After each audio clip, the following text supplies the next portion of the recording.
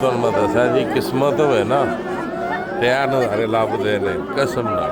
ਕਿਸਮਤ ਹੋਵੇ ਤੇ ਕੋਈ ਧੱਕਾ ਨਹੀਂ, ਕੋਈ ਗੱਲ ਨਹੀਂ, ਕੋਈ ਬਾਤ ਨਹੀਂ, ਕੋਈ ਧੱਕਾ ਨਹੀਂ, ਕੋਈ ਗੱਲ ਨਹੀਂ, ਕੋਈ ਬਾਤ ਨਹੀਂ। ਆਏ ਜੇ ਰੱਬ ਨੇ ਆਪੀ ਖਲਵਾਏ ਠੀਕ ਹੈ ਤੇ ਉਹ ਵੀ ਜੀ ਆ ਜਾਵੇ ਠੀਕ ਹੈ, ਪਰ ਨੀਅਤ ਦੀ ਗੱਲ ਹੈ ਨਾ।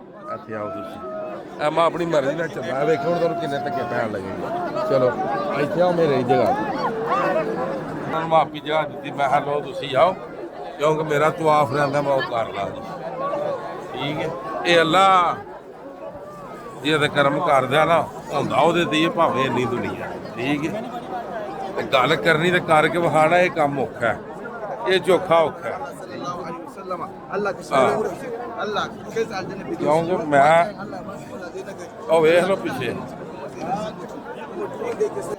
ਉਹ ਦਰਵਾਜ਼ਾ ਅੱਲਾਹ ਤਾਲਾ ਦੇ ਘਰ ਦਾ। ਅੱਲਾਹ ਤਾਲਾ ਜਿੰਨੇ ਵੀ ਵੀਡੀਓਜ਼ ਵੇਖਣੇ ਵਾਲੇ ਨੇ ਅੱਲਾਹ ਤਾਲਾ ਸਾਰਿਆਂ ਨੂੰ ਇੱਥੇ ਦੀ ਹਾਜ਼ਰੀ ਵੀ ਨਸੀਬ ਫਰਮਾਏ।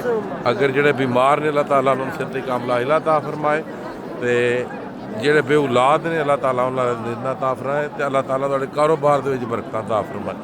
ਆਮੀਨ ਯਾ ਰੱਬੁਲ ਆਲਮੀਨ ठीक है। अगर दिल इजाज़त दे ये आगा शेयर कर दो। अल्लाह हाफिज़।